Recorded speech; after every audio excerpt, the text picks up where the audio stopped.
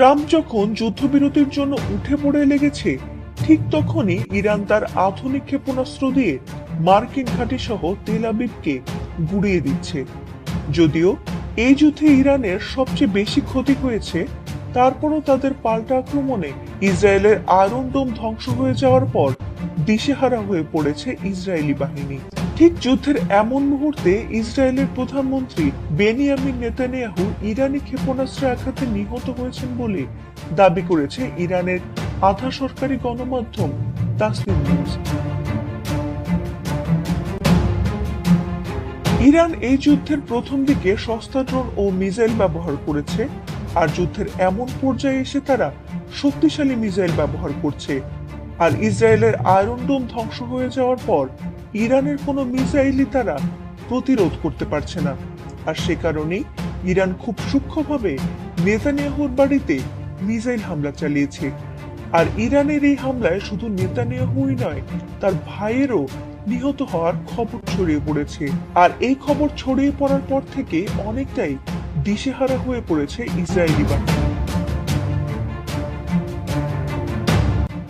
ইরানের সংবাদ মাধ্যম তাসনিম নিউজ জানিয়েছে, ইরানি ক্ষেপণাস্ত্রের আঘাতে নেতানিয়াহু সহ একই হামলায় ইসরায়েলের জাতীয় নিরাপত্তা মন্ত্রী ইতামার বেন গাভিরও আহত হয়েছেন। প্রতিবেদনে মার্কিন গোয়েন্দা কর্মকর্তা স্কট রিটারের এক্স পোস্টে বরাত দিয়ে বলা হয়েছে, ইরানি ক্ষেপণাস্ত্র নেতানিয়াহু সরকারি বাসভবনে আঘাত হানার পর ঘটনাস্থলেই নিহত হয়েছেন নেতানিয়াহু। এ সময় তার বাড়িতে উপস্থিত ছিলেন ইতামার বেন গাভিরও, আর তাতে তিনিও আহত হয়েছেন। তবে যে অ্যাকাউন্ট থেকে এই পোস্ট করা হয়েছে সেটি আদৌ স্কট রিটার ব্যবহার করেন কিনা কিংবা তা ভুয়া অ্যাকাউন্ট কিনা সেটি এখনো নিশ্চিত হওয়া যায়নি।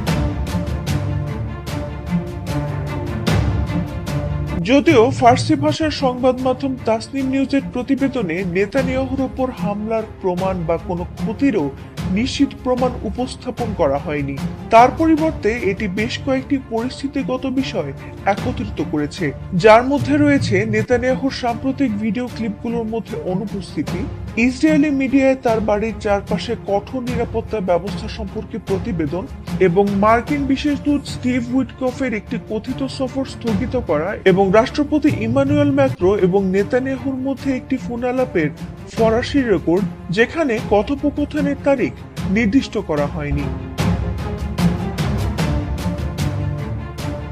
ইসরায়েলের প্রধানমন্ত্রীর দপ্তর থেকেও এ ব্যাপারে আনুষ্ঠানিকভাবে কিছু বলা হয়নি। প্রধানমন্ত্রীর দপ্তরের রেকর্ড বলছে, নেতানিয়াহুর নামে সর্বশেষ বিবৃতিটি দেওয়া হয়েছিল গত 7 মার্চ।